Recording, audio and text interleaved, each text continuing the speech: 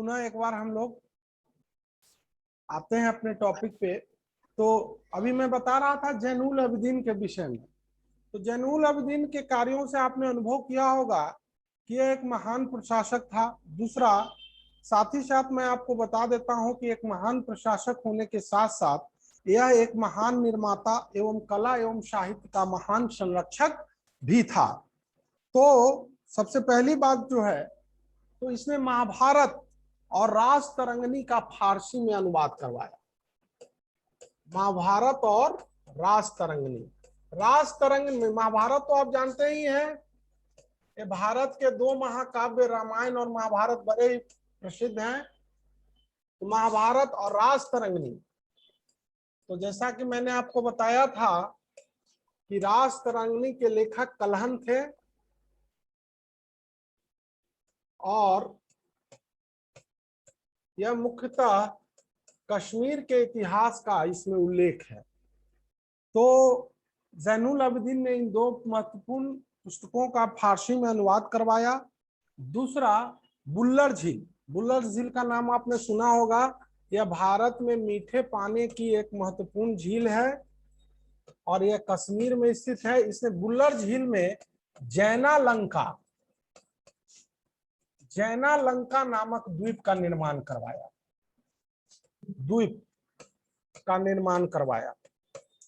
कहा जाता है कि इस द्वीप पर उसने बड़े सुंदर बगीचे बनाए। साथ ही साथ इसी द्वीप पर उसका स्वयं का राजमहल भी था। तो इस प्रकार कश्मीर के महान शासकों में जैनुल अबदीन का नाम हमेशा याद किया जाएगा।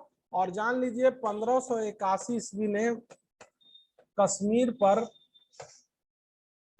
अकबर ने अधिकार कर लिया।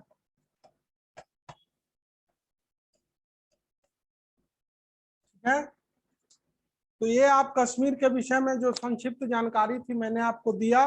अब आते हैं हम अगला क्षेत्रीय राज्यों पर। तो अगला क्षेत्रीय राज्य जो है, जो मैं आपके बीच लेकर आ रहा हूं, उसका नाम है जौनपुर। तो जौनपुर अभी वर्तमान में उत्तर प्रदेश में स्थित है। जान लीजिए यह चौसा नदी के उत्तर पश्चिमी भागों में अवस्थित है। और जौनपुर जो है ये दिल्ली सल्तनत। तो सबसे पहले मैं आपको बता देता हूं जौनपुर के विषय में परिचय जो अति महत्वपूर्ण है वो दे देता हूं। तो जौनपुर नगर की स्थापना जो थी, इस नगर की स्थापना फिरोज तुगलक ने किया था। किसने किया था? फिरोज तुगलक। जौनपुर नगर की स्थापना फिरोज तुगलक ने किया था अपने भाई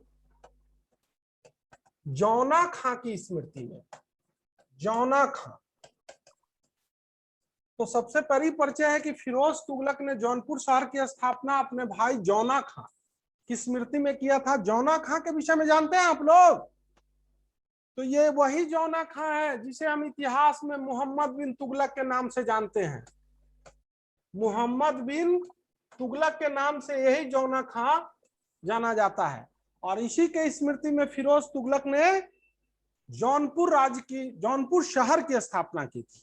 बाद में यह जौनपुर शहर के नाम पर ही जौनपुर राज्य की स्थापना की गई थी। और जौनपुर राज्य की स्थापना जैसा कि मैंने आपको बताया है,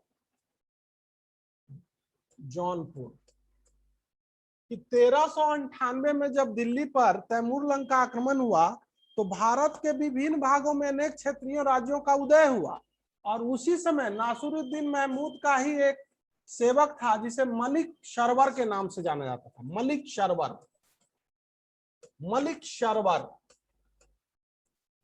शरवर, इसको ख्वाजा जहां के नाम से भी हम लोग जानते हैं। ख्वाजा जहां, याद रखिएगा, बड़ा इंटरेस्टिंग फैक्ट है इसके विषय में कि ये मलिक शरवर को नासिरुद्दीन महमूद ने मलिक उस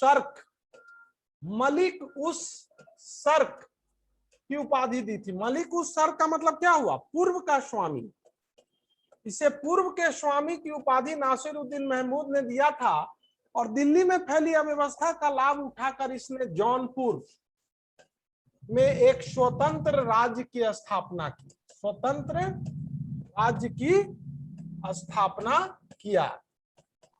तो इस प्रकार आप लोगों को यह क्लियर हो गया होगा कि जौनपुर शहर की स्थापना किसने की, जौनपुर राज्य की स्थापना की। जौनपुर राज्य की स्थापना मलिक शरवन ने किया था। इसे ख्वाजा जहां के नाम से भी जाना जाता है। और याद रखिएगा, यह न स्त्री था न पुरुष, यह एक हिजरा था जिसने, मलिक शरवर वास्तव में यह एक हिजरा था जिसने जौनपुर शहर की स्थापना की थी। अब आते हैं, मलिक शरवर के बाद जौनपुर पर या जौनपुर का शासक हुआ इब्राहिम शर्की। इब्राहिम शर्की। एक बात मैं आप लोगों को बता देता हूं, और वो बात है कि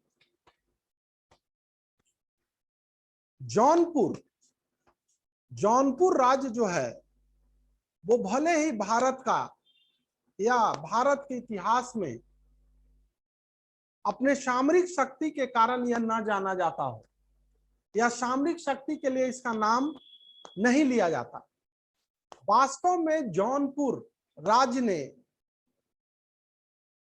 एक समृद्ध संस्कृति, एक महान संस्कृति को पुष्पित और पल्लवित किया। और आज भी इस महान संस्कृति के अवशेष आपको मिल जाएंगे। यदि आप पूर्वी उत्तर प्रदेश, लखनऊ आसपास के क्षेत्रों में यदि जाते हैं तो इन शासकों दो के बहुमूल्य योगदान को आप देख पाइएगा, और इतिहास के पन्नों में वो दर्ज हैं।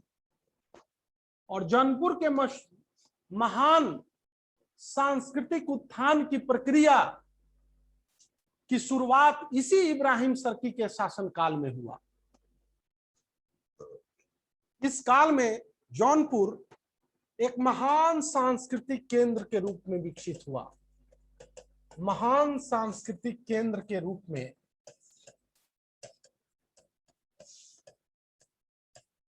जौनपुर का विकास हुआ।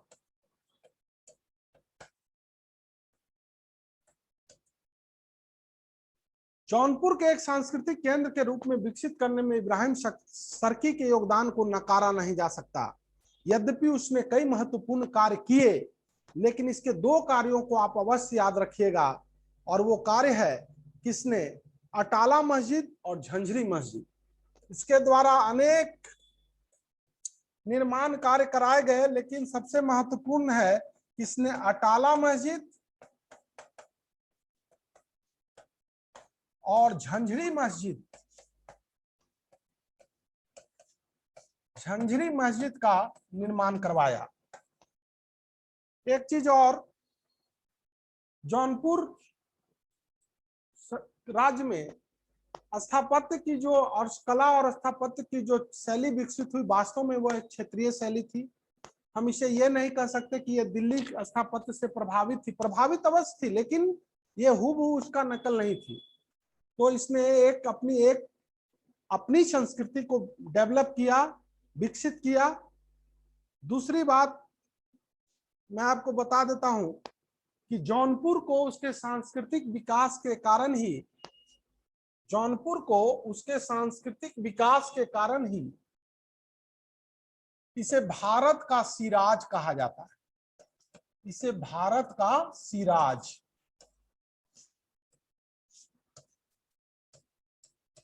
इसे भारत का सिराज याद रखिएगा आप लोग। जौनपुर को भारत का सिराज कहा जाता है। लेकिन करीब 100 वर्षों के आसपास ये राज्य जीवित रहा। बाद में, जैसा कि मैंने आप लोगों को पहले भी बताया, कि बहलोल लोदी ने जौनपुर को जीतकर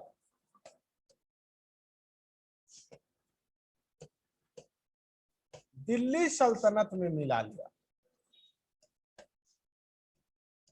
दिल्ली सल्तनत में मिला लिया। इस प्रकार जौनपुर के क्षत्रिय राज्य का संक्षिप्त इतिहास समाप्त हुआ। अब हम लोग आते हैं जौनपुर से, अब आगे बढ़ते हैं तो मालवा। जौनपुर से आगे हम लोग बढ़ते हैं, अब आते हैं मालवा, मालवा का क्षत्रिय राज्य। तो जान लीजिए वर्तमान में मालवा मध्य प्रदेश, यह नर्मदा और ताप्ती नदी का नाम आपने सुना होगा। मैप पर देखिएगा, नर्मदा और ताप्ती के बीच का प्रदेश ही मालवा कहा जाता है और वहीं पर मालवा राज्य का विकास हुआ और इसका संस्थापक था दिलावर खां। मालवा के स्वतंत्र राज्य का संस्थापक था दिलावर खां।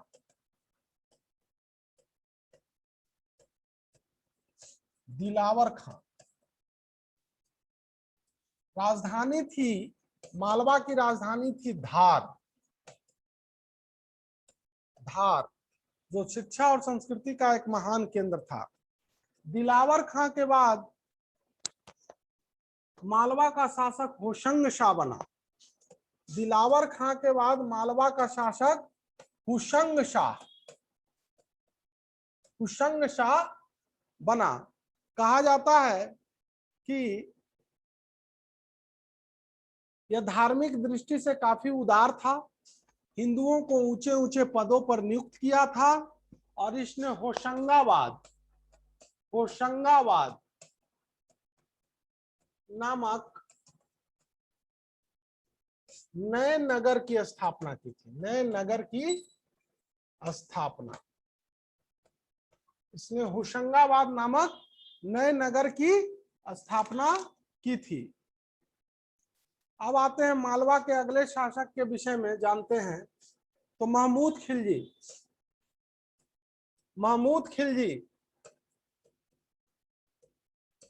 यह मालवा के इतिहास का सर्वश्रेष्ठ शासक। महमूद खिलजी यह मालवा का सर्वश्रेष्ठ शासक हुआ। महमूद खिलजी के नाम से आप लोग देख रहे होंगे खिलजी, यानी एक तरह से खिलजी वंश जो था। तो लेकिन यह एक क्षेत्रीय शासक के रूप में इसने शासन किया। 1531 में गुजरात के शासक बहादुर शाह ने मालवा को जीत लिया। मालवा को जीत लिया। इस प्रकार मालवा गुजरात का एक हिस्सा बन गया। ठीक है, अब हम लोग आते हैं गुजरात।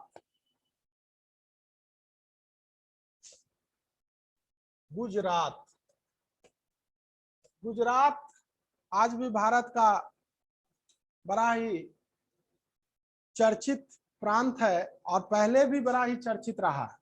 क्योंकि आप लोग जानते होंगे कि गुजरात एक समुद्र तटीय क्षेत्र है, समुद्र तटीय राज्य है और विदेशी व्यापार में इसकी भूमिका काफी महत्वपूर्ण रही है और गुजरात की समृद्धि का कारण भी विदेशी व्यापार रहा है।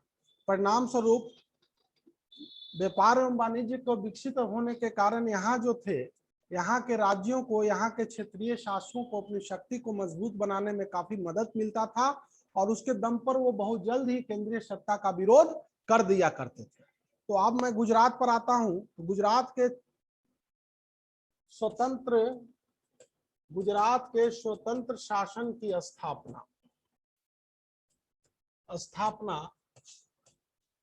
तो गुजरात के स्वतंत्र शासन की स्थापना मुजफ्फर शाह करने वाले व्यक्ति का नाम है मुजफ्फर शाह।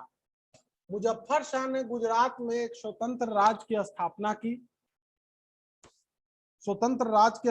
की। उसके बाद गुजरात का अगला राजा हुआ अहमद शाह के विषय में सबसे बड़ी जानकारी जो आपको है, वर्तमान में जो आप लोग सुनते होंगे अहमदाबाद नगर जो है, इसकी स्थापना इसी अहमद शाह ने किया था। अहमदाबाद नगर की स्थापना जो है उसने साबरमती नदी के किनारे किया था और इसी साबरमती नदी के नाम पर गांधी जी ने साबरमती आश्रम की स्थापना की थी। तो अहमदा धार्मिक दृष्टि से यह बड़ा ही असहिष्णु शासक था, अर्थात इसमें धार्मिक कट्टरता की भावना व्याप्त थी। इसने अनेक मंदिरों का विनाश किया, हिंदुओं पर जजिया कर लगाया, हिंदुओं पर इसने जजिया कर लगाया।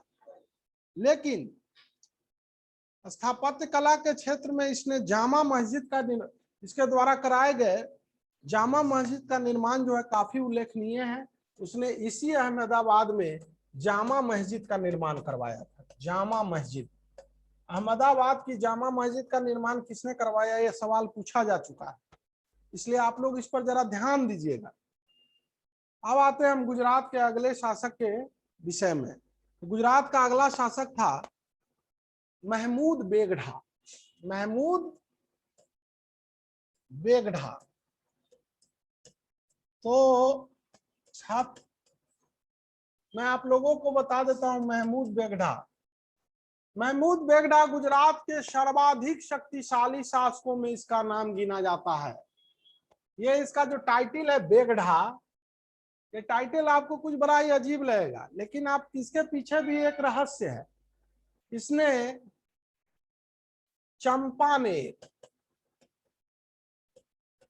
चंपानेर पर विजय प्राप्त किया था और गिरनार, चंपानेर और गिरनार पर विजय प्राप्त किया। चंपानेर और गिरनार अभी भी आप लोग जानते होंगे। चंपानेर और गिरनार पर विजय प्राप्त करने के कारण ही इसका टाइटल पड़ा बेगढ़ा, अर्थात इसको महमूद बेगढ़ा के नाम से जाना गया। मुस्तफाबाद नामक नगर की इसने स्थापना की थी। मुस्तफाबाद, महमूद बेगढ़ा ने किस नगर की स्थापना की थी? मुस्तफाबाद। अब मैं आप लोगों को इसके विषय में एक बड़ा ही इंटरेस्टिंग बात बताता हूं, और ये बात मैं नहीं बता रहा हूं, ये बात इतिहास के पुस्तकों में वर्णित है। कहा गया है कि पुर्तगाली यात्री बारबोसा नामक एक पुर्तगाली यात्री था, और उसने इसके शासन काल में गुजरात की यात्रा की थी। और वो बड़ा इंटरेस्टिंग बात इसके विषय में कहता है। उसने वो लिखता है कि महमूद बेगढ़ा को बचपन से ही जहर दिया जाता था। बचपन से ही जहर दिया जाता था, और अगर कोई मक्खी तो आप लोग देखो, अगर कोई मक्खी गलती से इसके शरीर पर बैठ जाता था तो वह सूज कर मर जाता था। अर्थात वह मक्खी बैठा और धीरे धीरे वह सूज कर अर्थात फूल जाता था, फूलकर विष के प्रभाव से। तो बड़ा इंटरेस्टिंग जानकारी है। दूसरी जानकारी जो कहा गया है, तो बहुत से लोगों ने यानी स्वयं बारबोसा ने इसे पेटू कहा है। पेटू किसे कहा जाए? जो बहुत ज्यादा भोजन करता है। कहता है कि महमूद बेगढ़ा जो था वो कई एक आदमियों का खाना अकेले खाया जाया करता था। इसके विषय में अन्य महत्वपूर्ण जानकारी है कि इसकी मूंछ काफी लंबी होती थी, जो वो अपने सर के पीछे बांध कर रखता था, और इसकी दाढ़ी जो थी वो इसके घुटनों तक आती थी। तो इस तरह की बातों को सुनकर बड़ा ही एक विचित्र व्यक्तित्व का आभास मिलता है। लेकिन खैर जो भी हो, महमूद बेगढ़ा गुजरात के एक शक्तिशाली शासक के रूप में इसका नाम याद किया जाता है, और इसके कारण ही इतिहास में ये अमर है। अब आते हैं महमूद बेगढ़ा के बाद गुजरात का नया शासक और अंतिम महत्वपूर्ण शासक वो था बहादुर शाह। बहादुर शाह, ये गुजरात का अंतिम महान शासक हुआ बहादुर शाह। 1526 से 1537 तक इसने शासन किया, और कहा जाता है कि इसके शासन काल में गुजरात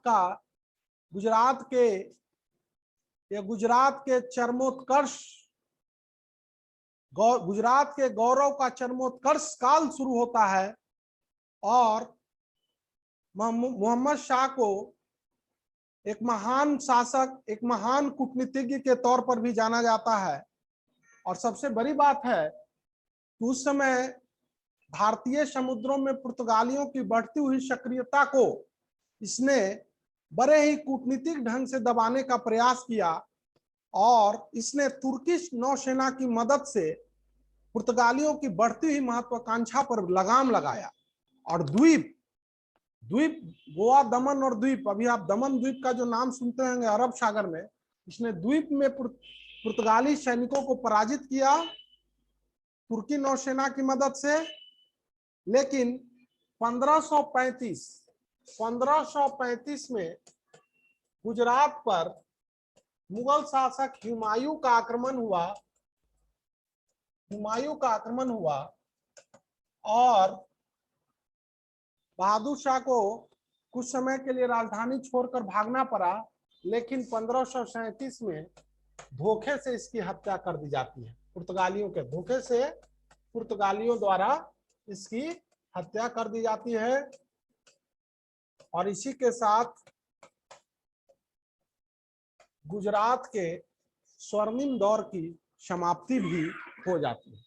तो ठीक है, अब हम गुजरात को भी पढ़ लिए। अब आते हैं जो अगला क्षेत्रीय महत्वपूर्ण राज्य है वो है मेवाड़। तो आप लोग याद रखिएगा, मेवाड़ वर्तमान में राजस्थान में है। यह राजपूताना का एक महत्वपूर्ण राज्य था और मध्यकाल में एक बार पुनः मेवाड़ का उत्थान होता है और यह भारत की एक महत्वपूर्ण शक्ति के रूप में स्थापित होता है। तो सबसे पहले मैं आता हूं कि मेवाड़ के एक स्वतंत्र क्षेत्रीय शक्ति के रूप में स्थापित करने या संस्थापक कौन था। तो संस्थापक के रूप में इसका नाम है हम्मीर देव।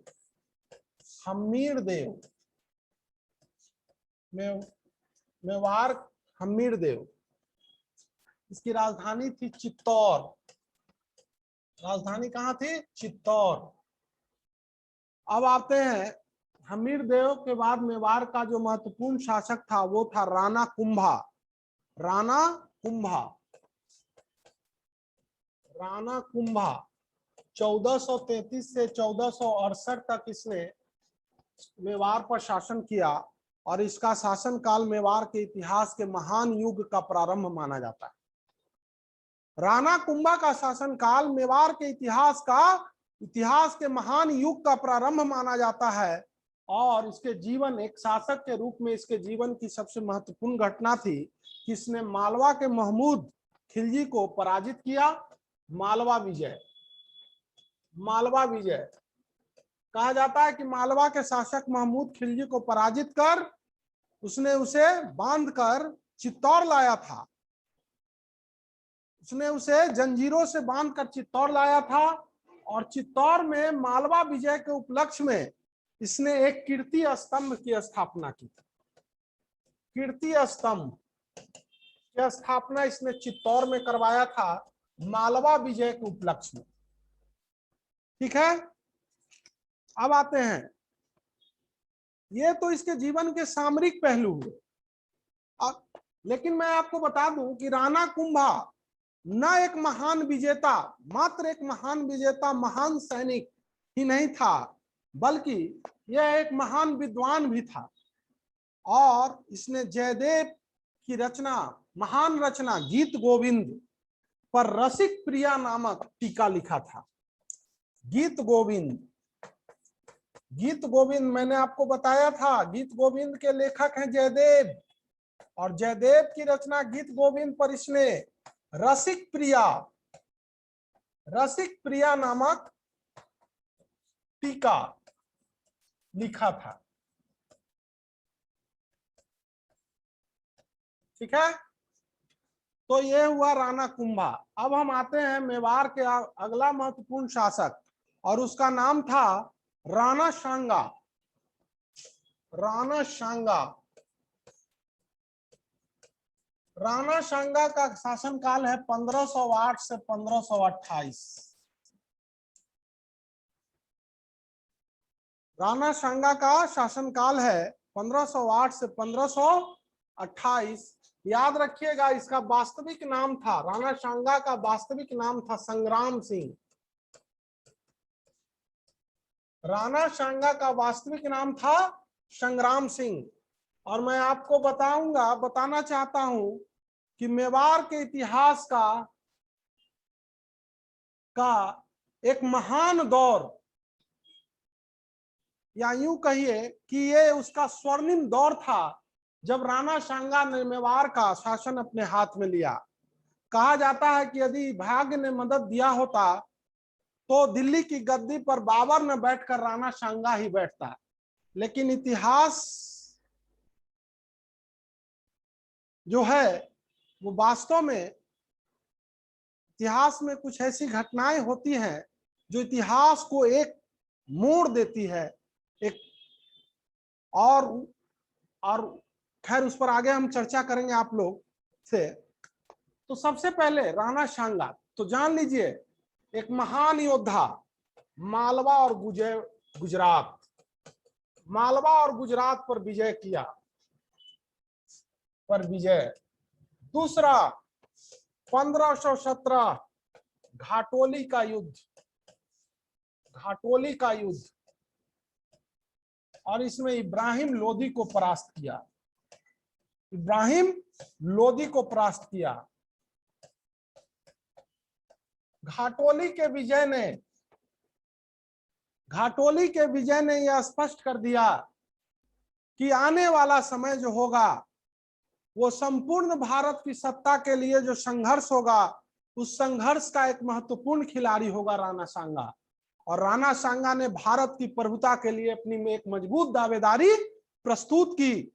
लेकिन दुर्भाग्यवश 1527 खानवा का युद्ध, 1527 खानवा का युद्ध बाबर और राणा सांगा के बीच लड़ा गया, और इस युद्ध में राणा सांगा की हार हुई, राणा सांगा की हार।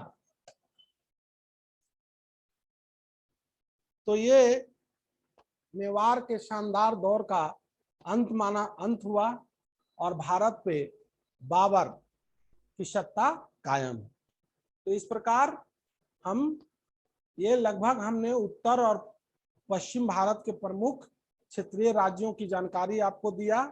अब इसके पश्चात हम लोग चलेंगे दक्षिण भारत। अब इसके पश्चात हम लोग दक्षिण भारत की ओर चलेंगे, जहां पर तुगलक शासन काल में हुई अव्यवस्था का लाभ उठाकर वहां भी अनेक क्षेत्रीय राज्यों का उदय हुआ था, जिनमें विजयनगर और बहमनी दो महान राज्य हुए। और आगे चलकर इन दोनों के बीच परस्पर कटुता भी उत्पन्न हुई, और इसी कटुता का परिणाम था कि दोनों ही आपस में लड़ते हुए अपनी शक्तियों का ह्रास किया और विदेशी आक्रमणकारियों के लिए एक सुनहला अवसर प्रस्तुत किया, और उन्हें मौका मिला कि वो भारत में अपनी सत्ता को स्थापित करें, उसका विस्तार करें। तो यहाँ पर हम विजयनगर, सबसे पहले विजयनगर साम्राज्य की बात करेंगे।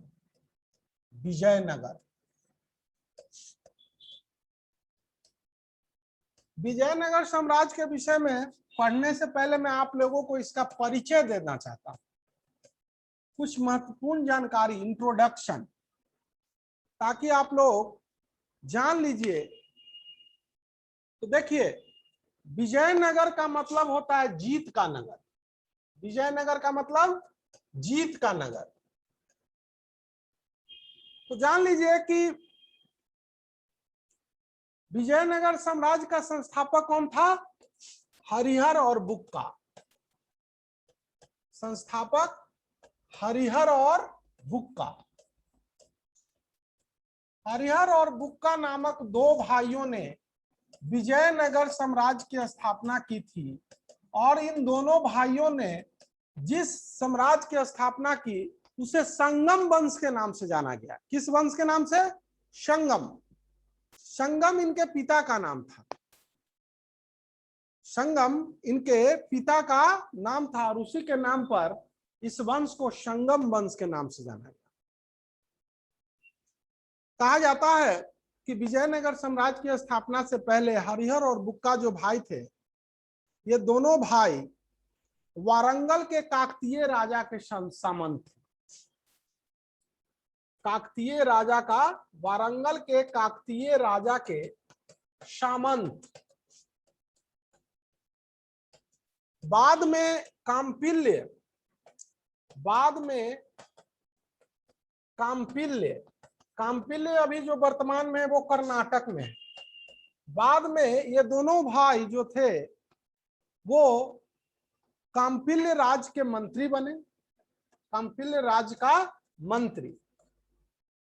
कहा जाता है कि जब ये काम्पिल्य राज का मंत्री बने तो उसी समय काम्पिल्य पर मोहम्मद बिन तुगलक का आक्रमण होता है। मोहम्मद बिन तुगलक काम्पिल्य को नेस्तनाबूद कर देता है और उसके पश्चात ये दोनों भाई बंदी बना लिए जाते हैं। लेकिन इस्लाम धर्म को स्वीकार कर लेने के कारण मोहम्मद बिन तुगलक इन्हें माफ कर देता है। बाद में ये दोनों भाई एक ब्राह्मण गुरु जिसका नाम था विद्यारण्य, गुरु का नाम क्या था इनका, हरिहर और बुक्का का, विद्यारण्य। पूछा जाता है जी, एक ब्राह्मण गुरु विद्यारण्य के निर्देश पर ये दोनों भाई पुनः हिंदू धर्म को अपना लेते हैं और मोहम्मद बिन तुगलक के शासन काल में ही इन दोनों भाइयों ने पुनः अपनी शक्ति को संगठित करते हुए विजयनगर राज्य की स्थापना की और विजयनगर राज्य की स्थापना 1336 में किया गया। विजयनगर राज्य की स्थापना, पहला शासक, विजयनगर राज्य का पहला शासक था हरिहर प्रथम, जो हरिहर 1336 से 1356 तक। हरिहर प्रथम विजयनगर राज्य का पहला राजा बना। 1336 से 1356 तक इसने राज्य किया। इसने हम्पी को अपनी राजधानी बनाया।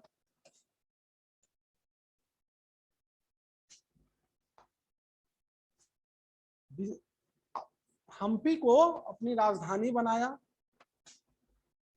और हरिहर प्रथम की सबसे बड़ी उपलब्धि जो थी, इसने होयसल राजा पर विजय, होयसल राज्य पर विजय, ये हरिहर प्रथम की सबसे बड़ी उपलब्धि थी। होयसल राज्य पर विजय। हरिहर प्रथम के बाद बुक्का प्रथम राजा बना। बुक्का प्रथम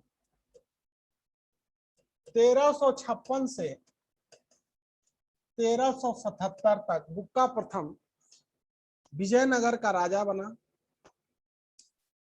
जान लीजिए इसकी जो महत्वपूर्ण उपलब्धि थी तो उसके विषय में भी हम लोग यहाँ देखेंगे। तो सबसे बड़ी बात जो इसके शासनकाल में हुआ वो हुआ वारंगल पर विजय। वारंगल सॉरी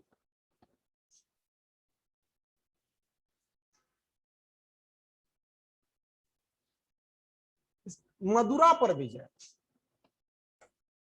मदुरा पर विजय, मदुरा पर विजय। दूसरा, इसने वेद प्रतिष्ठापक की संज्ञा ग्रहण की। तीसरी बात, इसने चीन में दूतमंडल भेजा, चीन में दूतमंडल भेजा। तो ये था बुक्का प्रथम के समय की महत्वपूर्ण घटना। अब आते हैं बुक्का प्रथम के बाद हरिहर द्वितीय राजा बना। बुक्का प्रथम के बाद हरिहर द्वितीय राजा बना।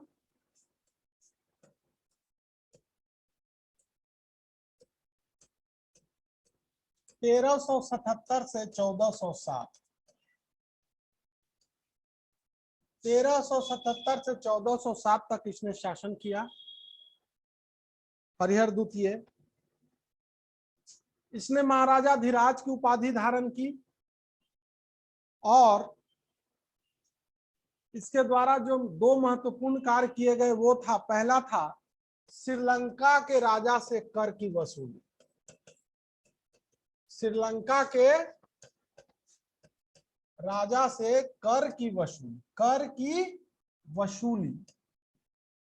दूसरा जो इसने किया, तुंगभद्रा नदी पर बांध बनाया। बांध बनाया तथा तुंगभद्रा नदी के पानी को अपनी राजधानी तक लेकर आया। तो इसके काल की दो महत्वपूर्ण घटना है, पहला है श्रीलंका पर विजय और दूसरा है तुंगभद्रा नदी पर बांध बनवाना। अब आते हैं इसके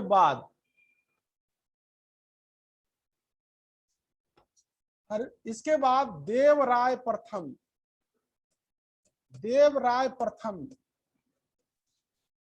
विजयनगर का राजा बना। 1407 से 1422 तक इसने शासन किया। देवराय प्रथम।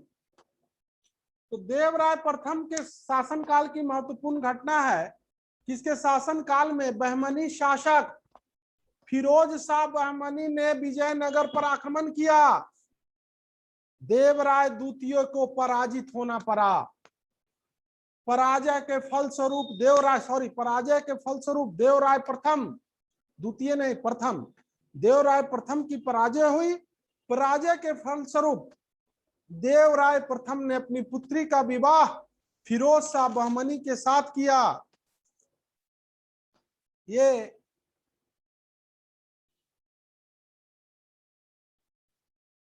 देवराय प्रथम के जीवन का एक कमजोर पहलू है, उसे हम कह सकते हैं, लेकिन यह कला और साहित्य का संरक्षक था। और जान लीजिए इसने तेलुगु के महान कवि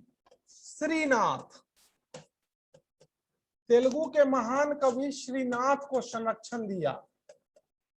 ये देवराय प्रथम ने तेलुगु के महान कवि श्रीनाथ को संरक्षण दिया।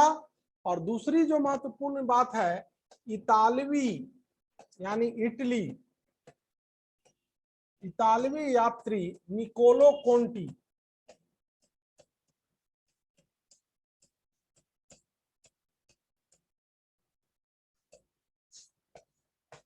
इसके शासन काल में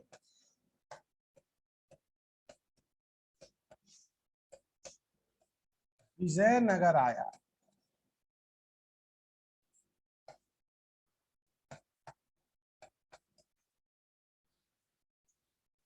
इतालवी यात्री निकोलो कोंटी इसके शासनकाल में विजयनगर आया। तो ये इसके समय की दो महत्वपूर्ण 2-3 जो घटनाएं हैं आप लोगों को मैंने बताया, आप इसे याद रखिएगा, इससे सवाल पूछे जाते। अब आते हैं अगला शासक। अगला शासक जो है वो है देवराय द्वितीय।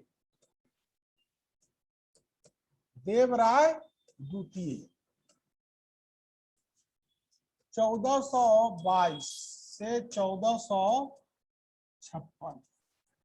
देवराय द्वितीय का शासनकाल 1422 से 1446 तक इसने शासन किया। देवराय द्वितीय